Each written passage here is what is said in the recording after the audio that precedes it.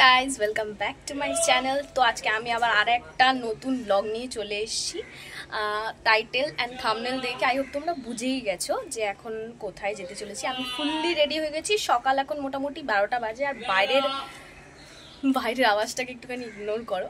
তো যাই হোক, তো এখন ক্যাব বুক করে দিয়েছি। আমি ঠাম্মা মা একসাথেই আমরা যাব। তো ক্যাব অলমোস্ট এসে গেছে। চলো নিচের দিকে যাওয়া যাক, মানে নিচে যাই, দেখি ক্যাব এসছে কিনা। তারপর বাকিটা কিন্তু পুরোটা তোমাদের সাথে শেয়ার করবো, সো স্কিপ করো না, অবশ্যই দেখতে থাকো। তো যেমনটা দেখালাম, ঠাম্মা কিন্তু রেডি হয়ে ফুল চলে এসছে। দেখো, ঠাম্মা অ্যাকচুয়ালি যাচ্ছিল মেজো পিসির বাড়িতে, আর সেই রাস্তাতেই পরে হচ্ছে আমার মামা বাড়ি। তো আমাকে আর মাকে নামিয়ে দেবে ঠাম্মা, ড্রপ করে দেবে, দেন ঠাম্মা ওই ক্যাবটা করে সোজা মেজো পিসির বাড়ি চলে যাবে।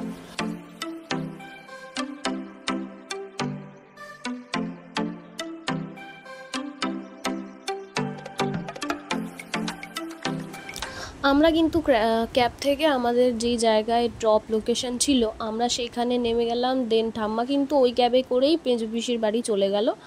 তো আমরা তারপরে একটা রিক্সা ধরেছিলাম, কারণ ওখান থেকে যে ডিস্টেন্সটা আছে সেখানে অটো বা বাস অন্য কিছু চলে না, রিক্সাটাই চলে। তো রিক্সা ধরেই আমরা একদম পৌঁছে গেলাম মামাবাড়ির রাস্তাতে। দেন পুরোপুরি ওই মানে এই রাস্তাটা দেখতেই পাচ্ছ যে এতটা ছোট সরু, যে এখানে কোনো রিক্সা সেরকমভাবে ঢুকে না। তো যে কারণে আমরা একটা জায়গায় ছেড়ে দিলাম রিক্সাটাকে, দেন আমরা হেঁটে হেঁটে মামাবাড়িতে চলে এলাম। আর প্রচণ্ড রোদ ছিল, আর যেহেতু আমরা ক্যাবে করে এসেছি সে কারণে আমি মানে সাধারণত সবসময় ছাতা ক্যারি করি, বাট সেই দিনকে ক্যাবে করে আসার জন্য ছাতা নিতে একদমই ভুলে গেছিলাম, যেটা আমাকে প্রচণ্ড প্রবলেম ক্রিয়েট করছিল। তো মামা বাড়িতে ঢুকে কিন্তু দেখি যে রান্নার প্রস্তুতি একদম সকালবেলা দিয়ে চালু হয়ে গেছে। আর ঘরের ভেতরে কিন্তু যে ডেকোরেশনটা চলছিল, বেবি শাওয়ার বলে যে ডেকোরেশনটা, ওটা কিন্তু একদম মানে মোটামুটি হয়েই।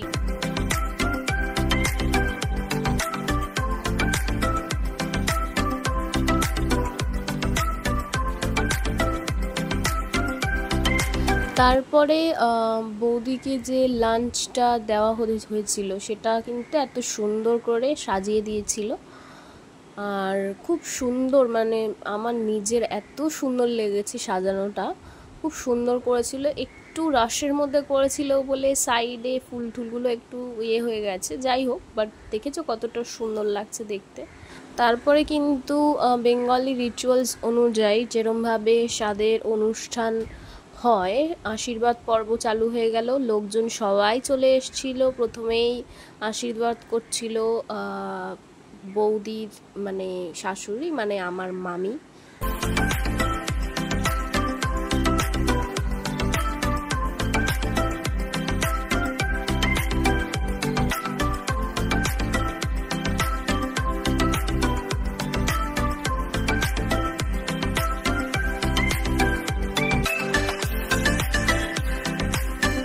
তারপর আর দেরি না করে সোজা চলে গেলাম লাঞ্চের মানে দিকে। দেখো সবাই কিন্তু বাড়ির সবাই মোটামুটি বসে পড়েছে, আর মানে আর তর্স হয়েছিল না, এবার তো খেতেই হতো। লাঞ্চে কি কি মানে মেনুতে কি কি ছিল পুরোটা কিন্তু একটা শর্টসে আমি শেয়ার করেছি, যেটার লিঙ্ক কিন্তু আমি শেয়ার করে দেবো, তোমরা দেখতে পারো। বাড়ির অনুষ্ঠান হলে যা হয় আর কি, ঠিকঠাক করে ক্লিপও নেওয়া হয় না, আর ভিডিওর এন্ডিংও আমি করতে পারিনি। তো যেটুকুনি ভিডিওটা করেছি, যদি ভালো লেগে থাকে মনে করে আমার চ্যানেলটাকে সাবস্ক্রাইব করো আর ভিডিওটাকে লাইক করো। Bye guys.